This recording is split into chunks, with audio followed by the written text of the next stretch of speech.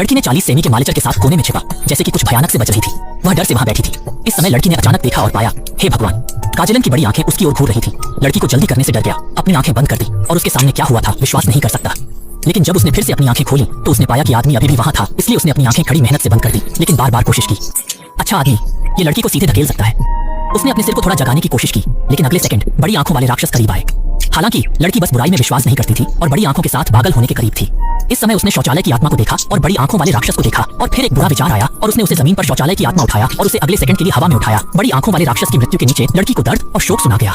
इस समय लड़की की आंखें बंद हो गईं और वह दर्द में जमीन पर गिर गई। ये पता चला कि लड़की ने अपनी आंखों में सभी शौचालय सफाई आत्मा डाली। इस पद्धति का उपयोग करने की कोशिश की ताकि वह बड़ी आंखों वाले राक्षस को फिर से नहीं देखे। लेकिन इस समय उसके कान से भारी सांस की आवाज आई और लड़की पूरी तरह से पागल हो गई। उसने अचेतन रूप से जमीन पर खंजर को छुआ, उठाया और अपने कान में जोर से घुस दिया। एक कठोर चिल्लाने के साथ लड़की की दुनिया पूरी तरह से शांत हो गई। सौभाग्य से लड़की को समय पर अपनी मां द्वारा